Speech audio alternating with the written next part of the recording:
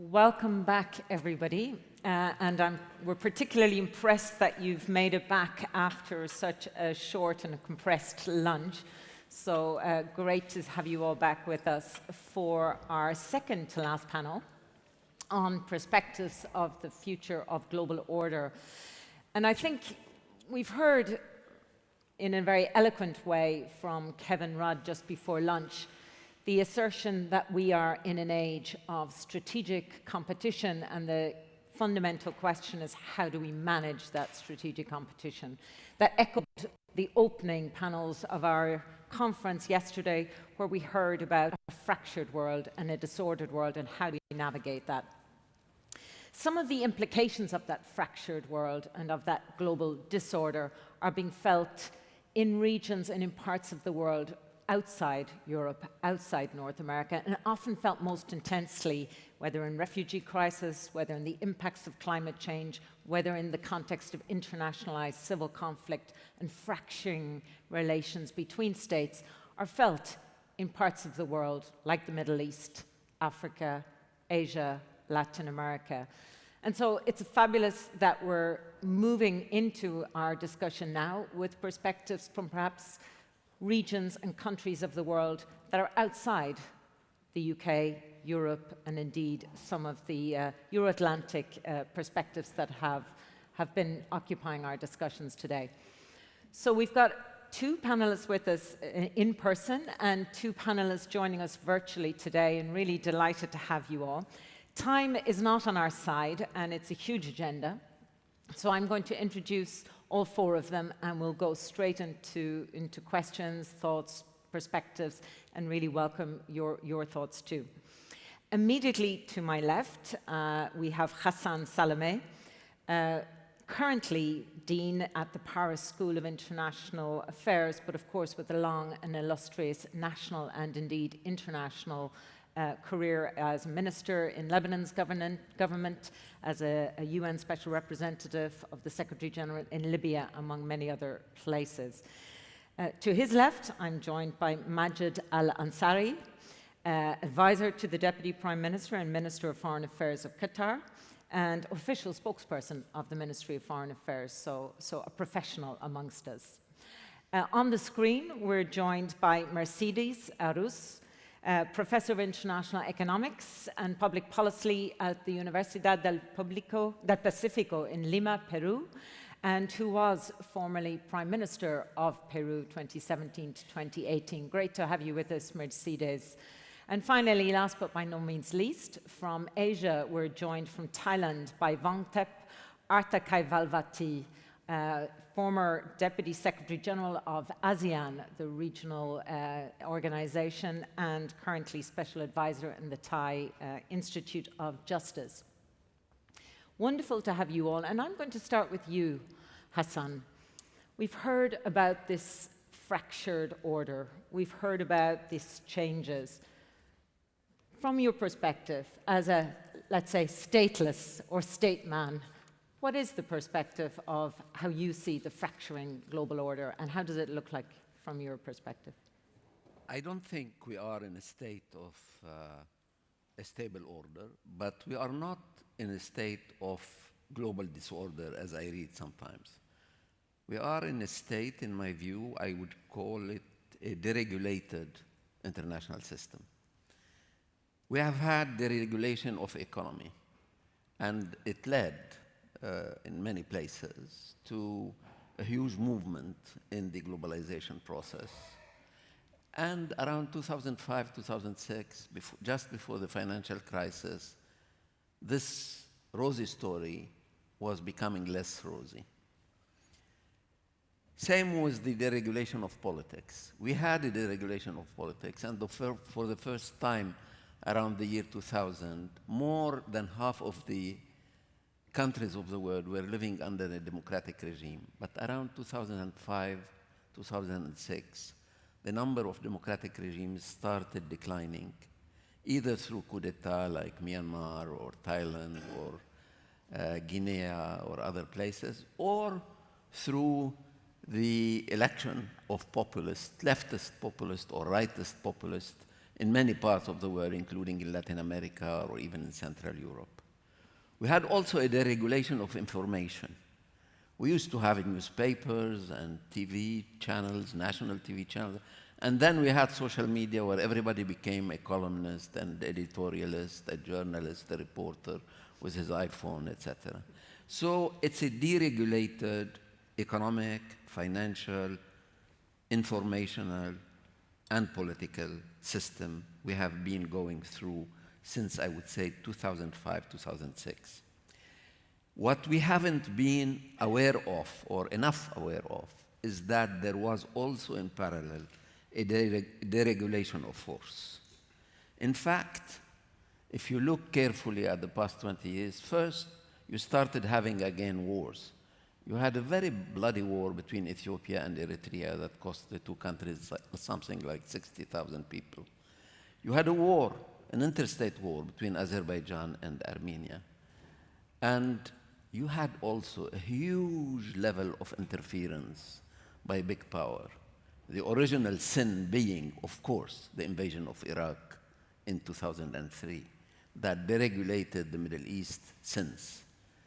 But you also had new middle-sized powers who used, in particular, the Arab Spring in order to interfere very much in those countries, in Syria, in Libya, in Yemen, in other places. So Turkey, Iran, other countries, even little Spartas appeared on the scene, and they started interfering in all these countries. And Russia emulated the others in Georgia, then in Ukraine, 2014, and now the apex with what is happening in Ukraine. So you had a deregulation of most of the sectors, the public sectors, economic, financial, information, political, but we also had a deregulation of force, especially after the invasion of Iraq in 2003, and since, not only by big powers, but also by mid-sized powers and by little Spartas. So yes, Ukraine is a big story because it's a conventional war, but led by a nuclear power, mentioning its nuclear arsenal, where a lot of destruction is taking place, where there is no, as of today, any perspective for a negotiated settlement. But this is not the beginning of the story. This is a very acute moment in this deregulation, but this is not the start of it. So the rules of the game are changing. The rules are being challenged, eroded on the many fronts you described. Majed, in Qatar, you're sitting in a region where that deregulation that Ghassan described is prominent. Iran, JCPOA, we've seen the war in Syria, Yemen engagement. How does a country like Qatar navigate this disorder or this deregulation of rules? Well, first of all, let me build upon what Dr. Salamé was saying when it comes to this deregulation of the world order. I think there are trajectories we are going through at the moment internationally, and these trajectories have a lot to say on what countries like Qatar, small and medium powers around the world, should be doing, can do actually in the international scene today. And I think we are going through one of three trajectories. The first would be the fact that all middle powers and competing powers around the world would deregulate more and more and more the international system. We would lose the characteristics of the world order. And therefore, we would end up overwhelming the defining elements of this order we have today. And therefore, it would become a Hobbesian world of competition that has no international sense, a domestic hold on interests that cannot be, or does not understand, does not comprehend the international need and the international moment, if you will. The other trajectory, or the second trajectory, would be a revival of rule-based world order on different parameters.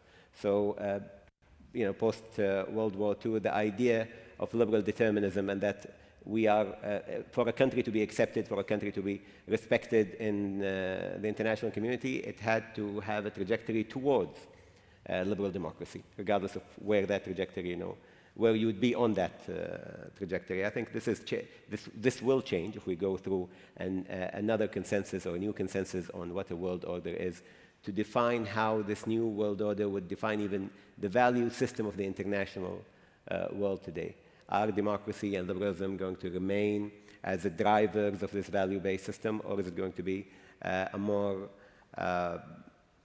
quote-unquote, forgiving world order that would accept some authoritarian models of government, some authoritarian tendencies in regional dispute, in the hope of preserving the elements of the world order. And the third trajectory would be transactionalism based on case-by-case basis, in where we would be just like, the the immediate post-war period and just before the Cold War, when there was no real world order it hasn't materialized. We didn't know what it was, and we were working on ad hoc basis trying to solve disputes, firefighting around the world, and we've seen how that turns out. Now, regardless on if one of these trajectories would materialize, or if it's a mix of one, two, or the three together, the biggest challenge is going to be to the small sovereign states like Qatar, and how these states can actually navigate these turbulent waters. And I think for us, it took a lot of time, as Dr. Salamé was saying, in the beginning of the 2000s, in the first decade of the 2000s, I was just reading a study, 27 democratic countries were facing challenges to the political system, right? Which meant there's a changing landscape, not only to your typical unstable world. It's going through even into historical liberal democracies. Functioning democracies are seeing challenges to their political system. And therefore, smaller states like Qatar would bear the brunt of moving quickly towards the deregulation that Dr. Salamé was talking about. And therefore, I think we in Qatar are constantly reviewing our policies when it comes on how Qatar can be impactful in the world and how we can preserve our own national security. And therefore, we've reviewed the regional and international incidents and our policies around them, and we've come up with a new mantra for Qatari foreign policy, which is trusted international partner. And that mantra is philosophically based on how we view the world and the changes happening to the world order today. We believe that trust in the international system has been lost. Trust between states is eroding, and that is one main reason for the incidents in the international community today and what we are seeing around the world. There is lack of trust, not only in the international organization as a concept, but in the mechanisms of the international order and the mechanisms of the regional and global security structures that have, to some extent, to a large extent, worked since the Second World War and prevented a Third World War. And the fact that we are now actually speaking of the possibility, of the realistic possibility of a Third World War, is evidence to that. Can I just, if I may, Majed, come to something that you both have raised? You both are describing the decline of democratic states almost as an exogenous factor, also almost as something that's outside of a country's control. How do you understand the maintenance or protection or preservation or advancement of a democracy from a domestic as much as a global context? What's the endogenous factor? Well, first of all, we have to be frank. Qatar is not a democracy. And while we believe in democratic and participatory values, and we have in Qatar worked toward making the political system more participatorial. We just had legislative elections in Qatar for the Shura Council for the first time in the country's history. We also believe that we have to be realistic about democratic tendencies around the world. Democracy is not the solution to every problem, right? And it's not the solution everywhere.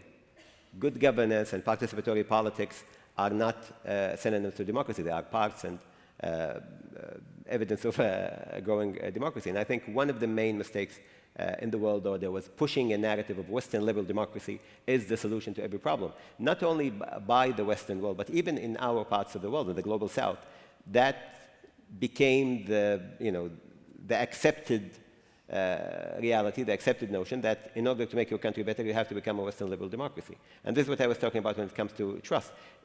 Trust in these models has now eroded a lot, and it made us choose trust as a main element of our foreign policy, and we've proven that through trust in the business sector, trust in our economic endeavors abroad, and trust politically as a mediator and as a political actor.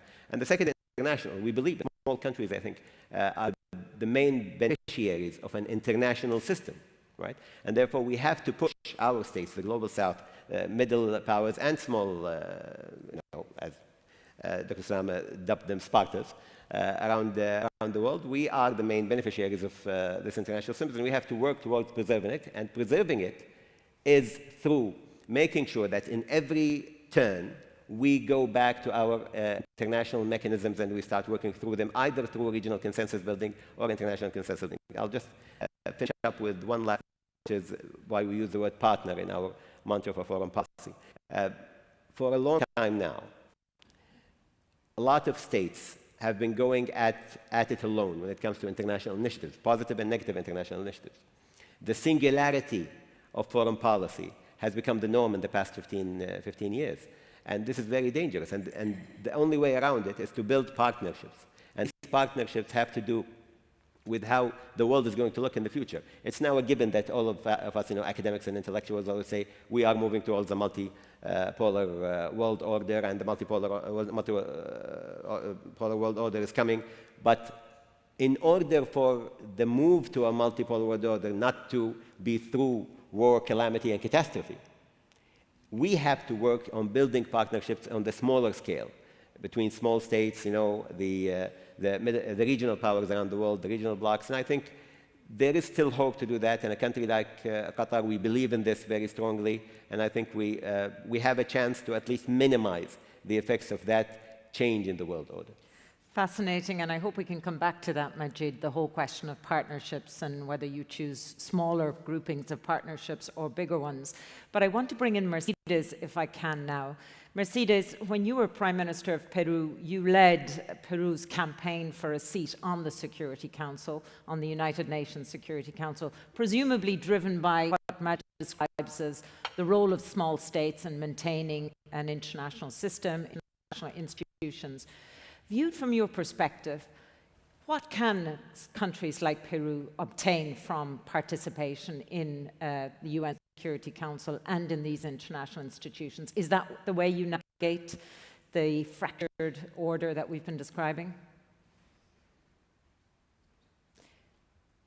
You're on mute. Yes.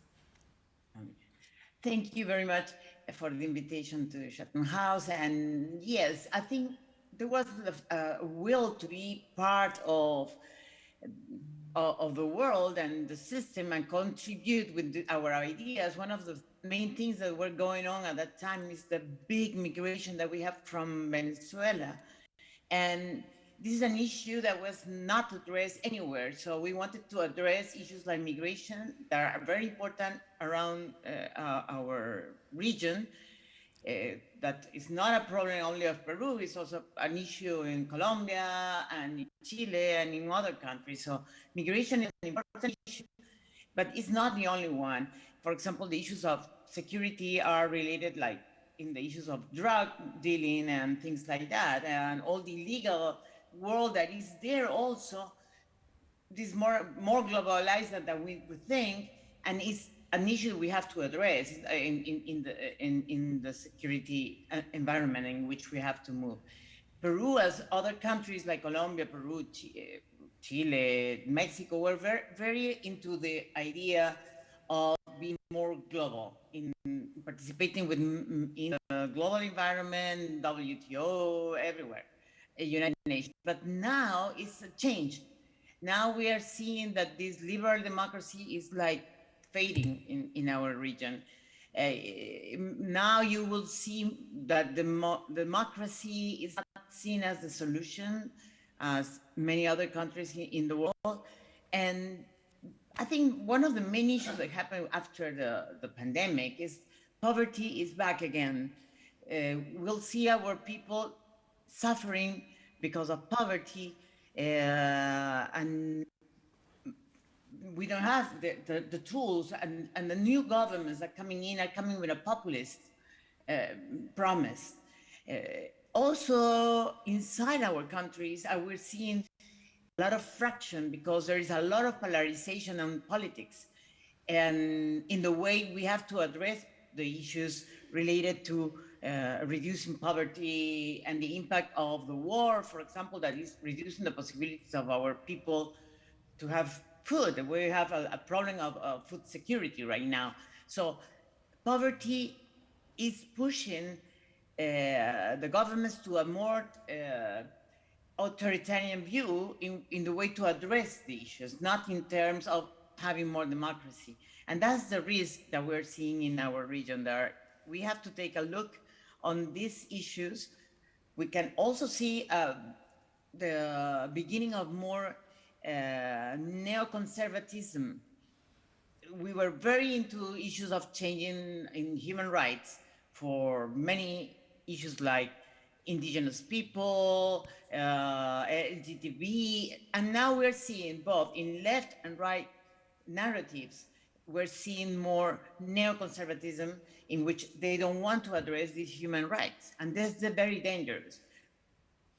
This discussion on the climate change issues is also there, but it's not the main idea.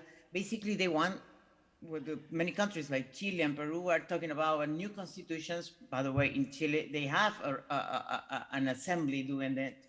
But the issues are addressed in a very authoritarian ways of addressing the issues. So changing everything, not looking at the good things that we have been done during the last 20 years in which we saw this flourishing of the democracy, we're moving in the other direction.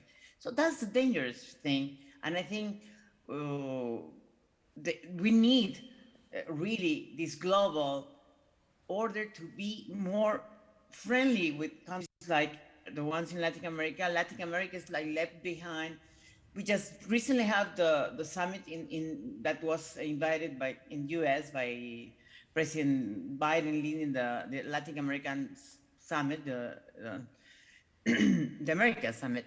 But it wasn't successful at all. I mean, there was like some commitments on migration issues, but nothing really that addressed the global problems and not even our regional problems. And some countries were left out because they were authoritarian. So we have to be very careful on that. Thanks, Mercedes. I think you make a fascinating point that in order to solve domestic and regional problems, countries like Peru engaged more actively in the global agenda. And has the global agenda delivered? And has global systems and institutions delivered in solving that problem? And if not, you will look for other alternatives. Vongthep, I'm going to come to you about one of those alternatives, which in a way is regional blocks. Majed talked about partnerships. Mercedes talked about the disappointment of global institutions in delivering. ASEAN is a work in progress. It's been a work in progress for many decades. To what extent does your experience from within ASEAN, is there an interest or an attempt to explore a regional pathway to navigating this fractured order? Yes. First of all, thank you very much for inviting me to join this Chatham House London conference. To your question, absolutely. I think the key word that I would like to share with the meeting is the idea of this regionalism, and which is something that regional bloc like ASEAN prefers as its modus operandi. You know that ASEAN has been around for more than 50 years. You know, as from the origin of the establishment, countering the threat of communism, but it has evolved over the years from an association and to a community, with basically aiming towards the integration of all 10 ASEAN member states, from political security, economic, and social cultural communities. So this is where that is the trajectory. Now, but to what extent a regional bloc like ASEAN could, if I may put it this way, could have a say in terms of the a sort of a designing of the global order, if I may put it that way, it really comes down to the very core concept of ASEAN, which is called ASEAN centrality.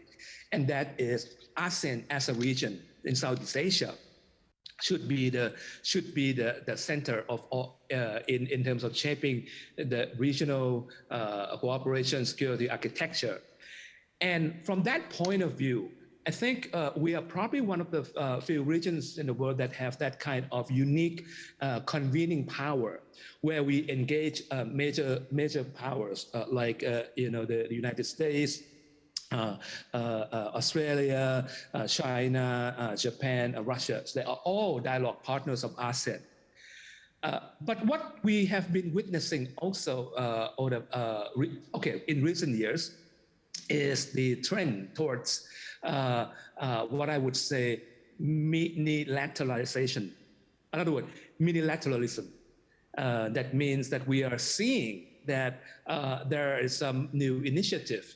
Now, I think that the most important one being the Indo-Pacific open and free Indo-Pacific strategy put out by United States. I also want to share with you that within ASEAN, we also put out the ASEAN version. It's called ASEAN Outlook on the Indo-Pacific Strategy, which is how we understand it. That we are open because, we cannot deny the geographical reality that we are basically trapped between Asia Pacific on the one hand, on the other is the Indian Ocean, right? So that is a geostrategic location of ASEAN. But that ASEAN must exert its diplomatic role in order to not only be the convener of the meetings and where the big powers congregate, but also shaping the agenda, because otherwise then we don't want to be told that what the regional architecture should look like. And so by definition, when you have the summit of the ASEAN, the annual summit, sometimes can be normally twice a year, but sometimes it's once a year, rotating by the ASEAN chairmanship. That is when you have not only among the leaders of ASEAN, among themselves discussing cooperation in terms of the progress, in terms of the ASEAN integration, but also engaging with the dialogue partners, whether you're talking about the ASEAN +1 modalities like ASEAN US, ASEAN Japan, ASEAN Korea, but also this is very interesting. I think it was in 2005 we established what we call the East Asia Summit. So basically all 10 ASEAN countries plus 8 additional countries like the US, Australia, India, Japan, South Korea. And so within that construct, that there's always, consultation in terms of the regional and also global issues. I should also like to mention that one of the tools that ASEAN put out in terms of addressing the security dialogue is called the ASEAN Regional Forum that was established in 1994. So you see, there are several forums, the ASEAN Minister of Defense meeting plus the other countries. But can I, if I may, Vongthep, I'm going yes. to interrupt you if I may, because you've raised many fascinating points. And one of them is the plurality of initiatives in your region. We have the Quad, we have the various ad hoc minilateral summits. There's the CPTPP, as you haven't raised, but that question. And of course, China's latest initiatives on both development and security initiative for cooperation. Can ASEAN navigate that? Does ASEAN have something more to offer that it is of more benefit? Or how do you exist in this overlapping worlds of institutional frameworks? If I want to share with you, my view on this would be that yes, absolutely, ASEAN will have to be more engaged, even more than before, because what has been happening here around the region is that, whether we like it or not, this is happening. President Biden visited to Asia, Japan, Korea, last month. Really, when he launched this Indo-Pacific Economic Framework, it's like we have to try to figure out the way. Now, the challenge for ASEAN is to also come up with its own initiatives as to how we're going to go about implementing some of the vision laid out in such a framework, whether this be CPTPP and the or the IPEF, in order to make sure that we maintain a presence. Now, we can, the Quad is something that has been around for many years, but it was really something that reinvigorated over the past few years. And that I think that is also part of the thing, and I think we heard from Kevin Rudd in the previous session before about the competition, U.S.-China competition. It can be seen as an attempt in terms of the encirclement. Now, the challenge for ASEAN would be to balance that kind of scenario, because I don't think that ASEAN or individual ASEAN member states would like to be in position to having to choose sides. So they will continue to navigate. There are more difficult issues than others. We have anything ranging from the South China Sea to transboundary haze pollution. We have to address climate change, all that. But we cannot deny the fact that there is something that is going on with the Quad and AUKUS. I would be remiss not to mention the AUKUS, and the potential that could also prompt a kind of a regional arms race in the future, if not in the near future, I don't know, but that is the kind of thing that we might see happening. Thank you. On that provocative note, I'm going to pause there to come back. Ghassan, I think we've heard from all three, Majed, Vongthep, and Mercedes, this attempt to try to balance and this dilemma of navigating your own domestic problems, your regional challenges. Mercedes talked about the Venezuelan refugee crisis. You talked about the decoupling in your region, Majed. How should US, China, and Russia respond to that navigation? Look, this is a moment that has been waited for by many countries in what you call, never call, the Global South. By the way, this is an expression you hear in London or Paris, but never in the Global South itself. Nobody says, I am from the Global South. And nobody used to say in the past, I am from the rest, in the expression, the West and the rest. I am from the rest. No, I'm not from the rest. I consider myself as relevant as anybody else. This is a moment that has been waited for, to renegotiate relation by mid-sized power and little power with the big power. Some of them are needed for their vote in the United Nations General Assembly. And they sent a strong message with various motivations and various objectives in their mind, very different. But they sent a strong message that it's not for granted. Our vote is not for granted. Come and negotiate it with us.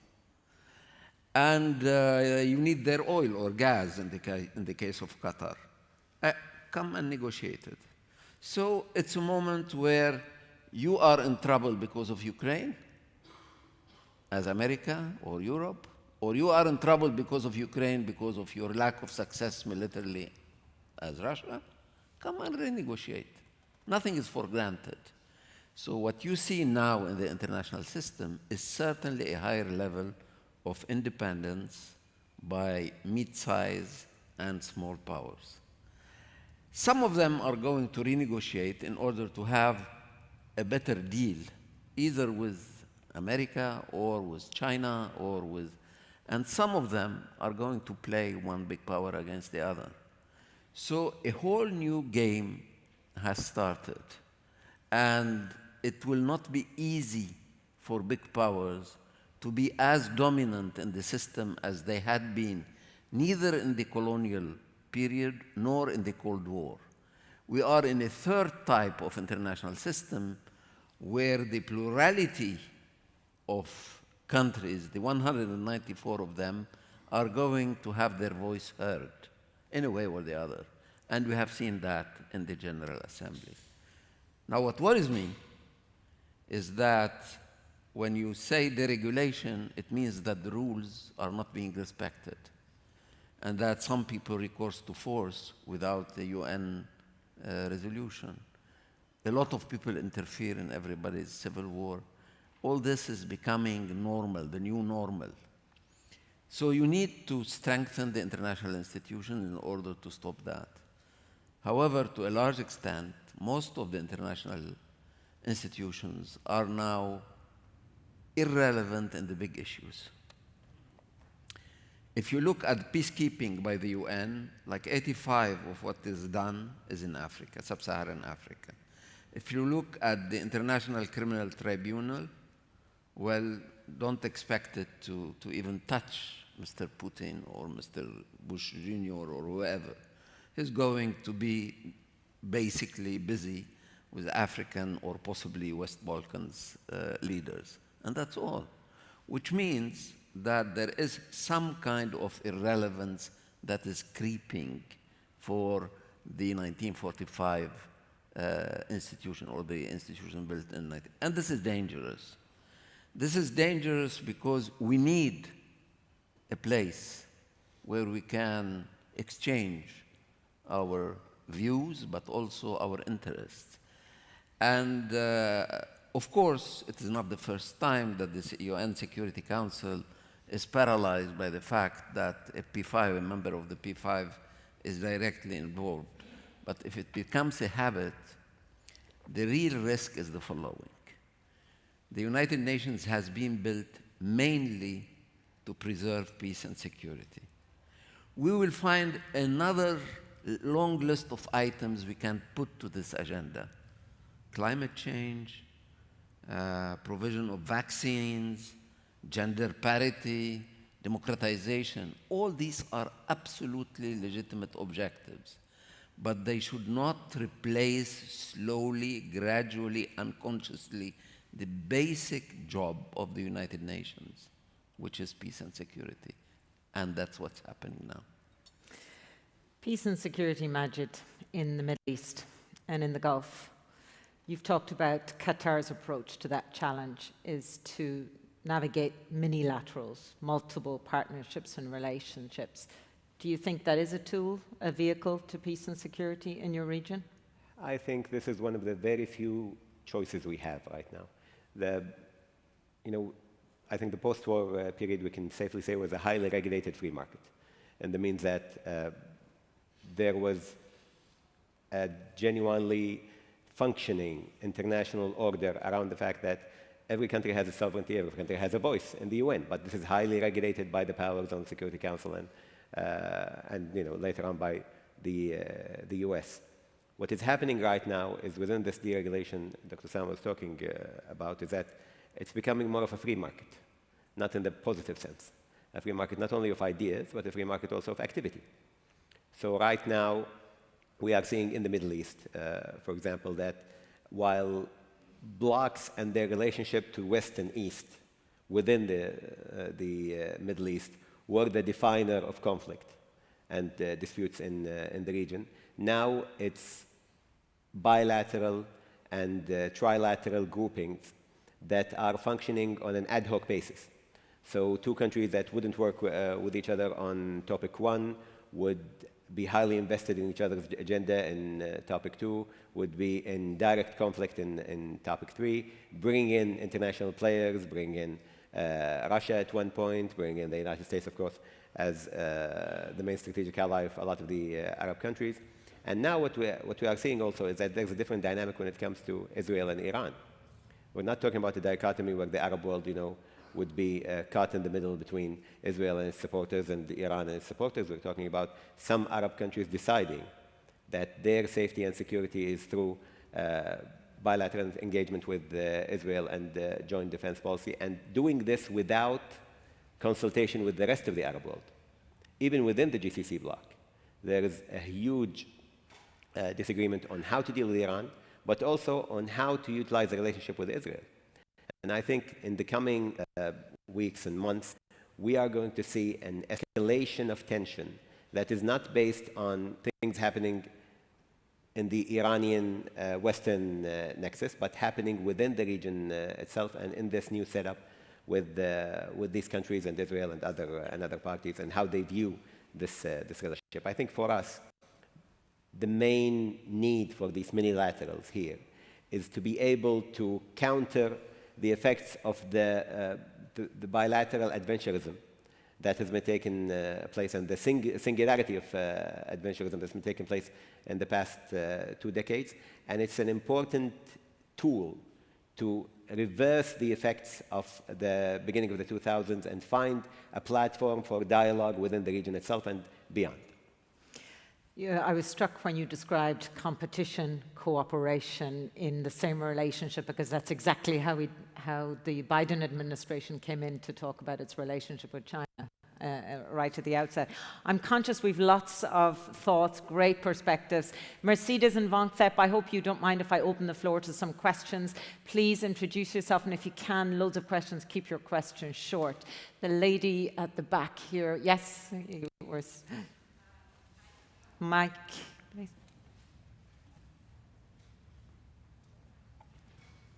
Thank you.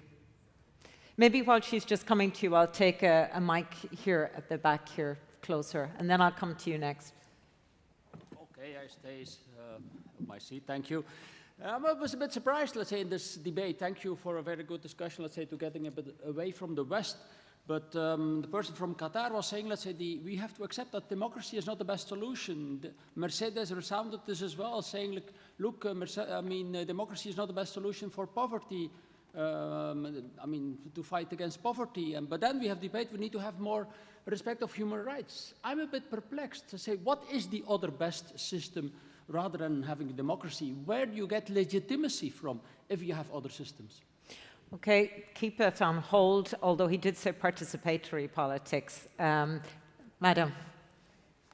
My name is Katerina Boguslavska. I'm from the Basel Institute on Governance, Switzerland. My question is to Al-Ansari, and it is about financial security currently in the region.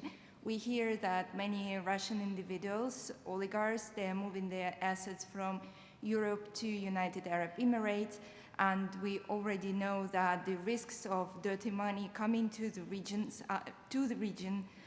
is high. We know that the United Arab Emirates is already in the grey FATF list. What are the steps taken by Qatar to prevent flow of illicit money to the country, and do you see the increased risks in this area? Thank you. Thank you very much. I'm going to take 3 up here if I can. Now, Tricia and gentlemen. I just want to ask a question which I was surprised didn't come up, the whole issue of impunity. And I want to ask you, put it to you that most of the global disorders all have their roots in the failure to address serious crimes, war crimes, crimes against humanity. We saw it in Syria. We saw Russia's crimes with Assad in Syria being repeated, almost precise replays of atrocities now in Ukraine. And in fact, Putin was never sanctioned for his actions in Syria.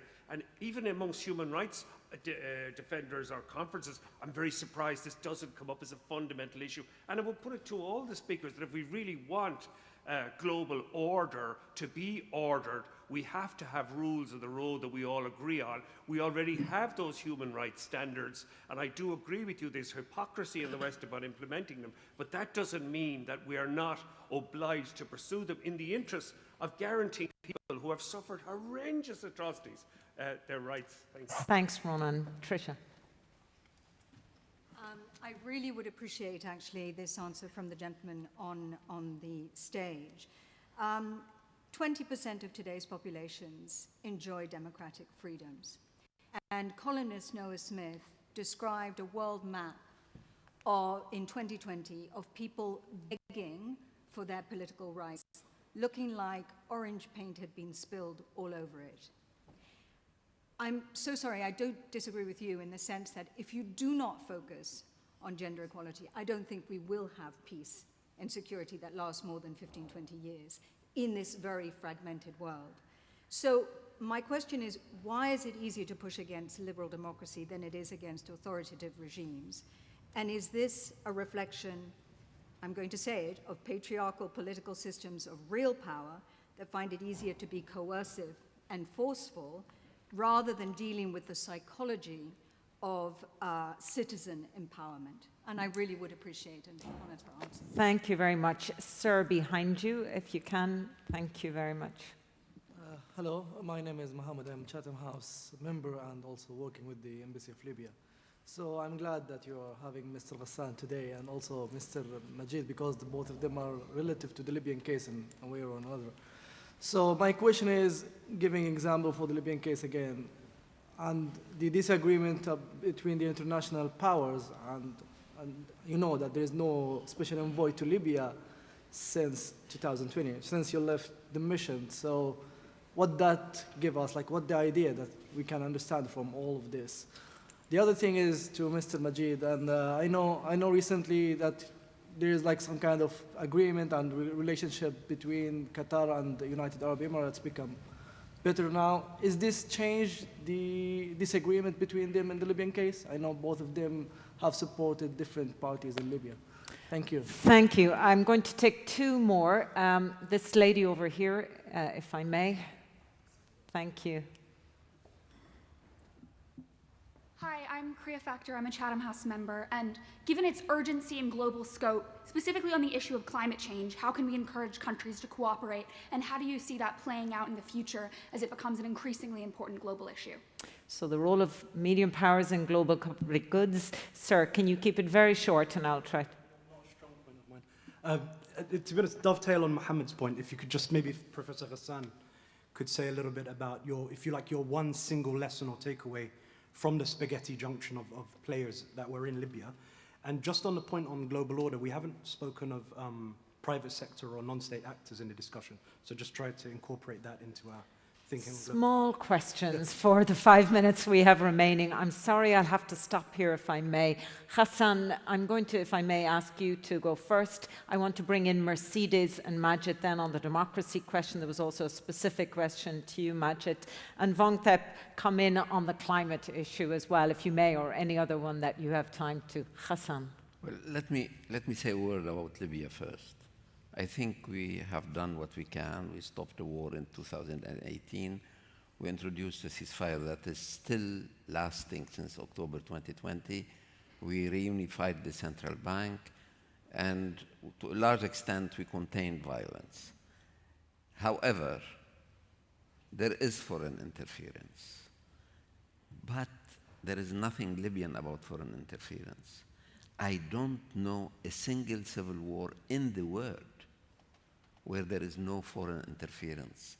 I was reading a book the other day on the Taiping Chinese Civil War in the middle of the 19th century, and they discovered how much the British, the French, the Russians were interfering in that civil war in the middle of the 19th century.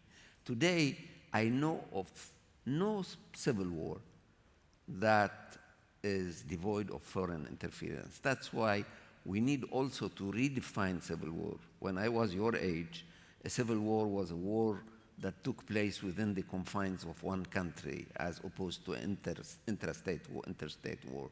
Now, it has to be defined as a war in which some people die and some others interfere from outside the country. So interference is still going on. I think Libya has cards to avoid the worst. First, it has a ceasefire that has held. I mean, Yemen has only 2 months truce in comparison. You have had a civil war with a ceasefire for now 19 months, which is great. Second, let me tell you something else. The level of foreign interference in Libyan affairs has gone down. I can cite specific countries whose role has gone down in the past few months. 3, you are benefiting from the price of oil. You are producing, and you could produce more oil, while my country doesn't have, Lebanon doesn't have even to buy wheat for 2 weeks. So you have cards in your hands. You need to somehow take the lead in preserving what you have, which is not nothing, and to build on it for a stable country. The question of democracy and democratization, etc., the decline is real. I think the apex of the democratization, the fourth democratic wave, to take Samuel Huntington's sequencing, was around 2001, 2002. And then in 2005, you could see a decline. There are not specific reasons that can be generalized across the globe. But in particular, I would point to two issues. One of them is that, I'm sorry, I'm quoting an old book of mine, for democracies to survive, they need Democrats to defend it. You cannot look at the instrumental electoral thing of democracy. It needs also to be a collective value. And I haven't seen many Democrats. I have seen people protesting against dictators everywhere. But these are not necessarily Democrats. Democrats is something else. And the second point I would like to address is the fact that the West, to a certain extent, is not giving the best example, as it used to do. I mean, the United States is the country when we had the 6th of January. Do you think of a Senegalese or an Egyptian or an Indian who doesn't know about the 6th of January? They know. They know. Therefore, they are less ready to accept preaching from people who have problems with their own democratic practices. These 2 points I would like to underline. Thank you. Mercedes, I'm going to bring you in here, not about January the 6th, unless you want to, but this question of the democracy and alternatives. Yes, I do believe that democracy, liberal democracy, is the best. So don't misunderstand me. What is happening is that liberal democracy is bombarded, if I will say that, from inside. I mean, authoritarian groups are getting in and they're using the liberal system that we have because they are not democrats, as was mentioned before. That's the danger, and that's something we have to focus and take care, because as we see, there are more people involved in willing that they are in power, people with more force, they're using the militias and things like that inside our region. And that's dangerous, really, really dangerous for our democratic way of doing things that we were before. Before we were more open to the world, we were more integrated to different groups. And we have this kind of balance between China and US. We are more focused on the Pacific. But now we're seeing that inside, using our democratic values, they're bombarding the institutions that we have, probably because our institutions were weak. So we have to increase the possibilities of our democratic instruments, using more, making them more strong than before, because really they are bombarding it from inside. Thank you, Mercedes. So that deeply introspective, moment. I think we're having a little bit of a problem with your sound, so I'm going to move to Majed. Majed, you had a question directed to you, and the question of the democratic. Well, of course, I agree with what Dr. Salamé was saying when it comes to differentiating between the concept of democracy and the practice of preaching Western liberal democracy. And I think these are two different things. If I was understood to have refused democracy as a solution to any problem, I don't think that is what I was saying. What I was saying is the Western liberal democratic model is not always the solution. And therefore, pushing it at every context, internally and externally, will not be a solution to the problems of the world. And to attempt to answer both questions at the same time, I don't think anybody is pushing for authoritarianism on the stage here or within this conference, but there's a reality there, as Dr. Salamé said. As I told you, I was just reading this paper about 27 democracies facing challenges to the political system in the past 20 years alone. So it's a reality that is taking place now that we need to address. It is not a positive reality, this move to authoritarianism around the world. What we are hoping for is to see more democratic principles being practiced, more participatory politics being practiced within states, even if, and sadly, we are now looking for the bare minimum of respect for human rights and human dignity, and we are not finding it in many states.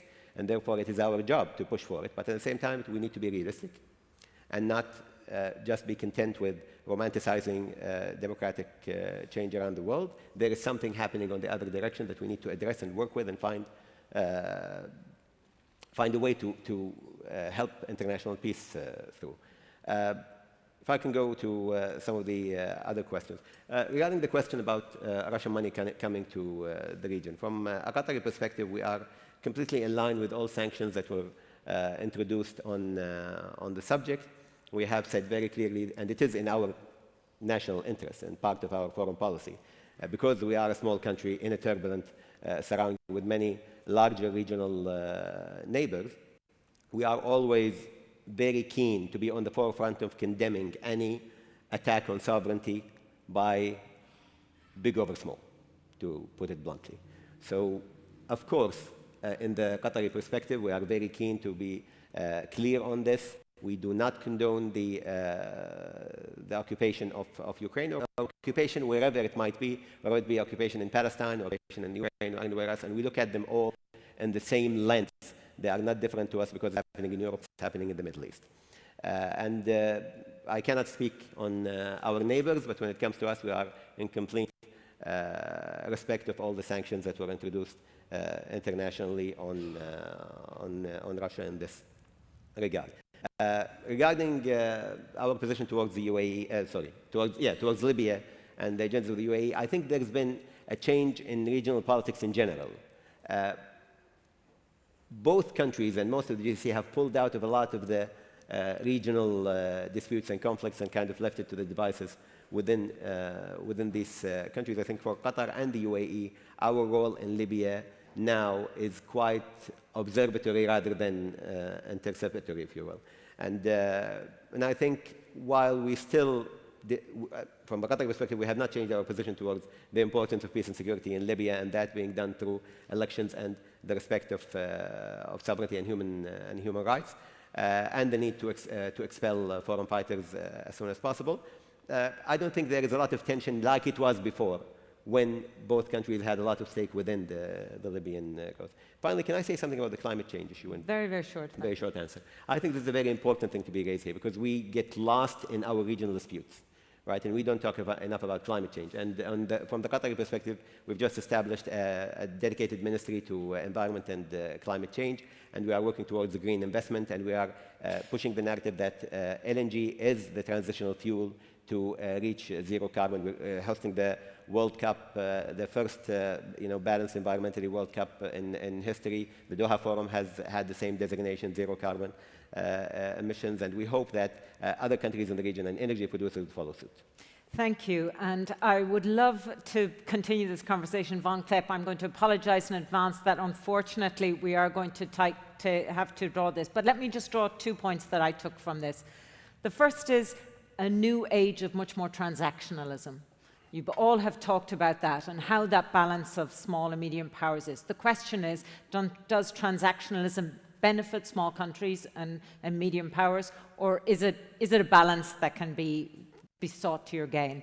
The second is one that didn't come out, but I think is interesting. You all hinted at it, which is we're in a world, and right now with Ukraine, where the norm of territorial integrity is seen as a highlighted norm that's under attack. But there's another norm that all four of you hinted at and referred to, which is the norm of non-interference and the norm of respecting the differences and the perspectives of each country. And to some extent, how we balance those norms and how we prioritize them and how we order them is going to be critical for small and medium countries to go further.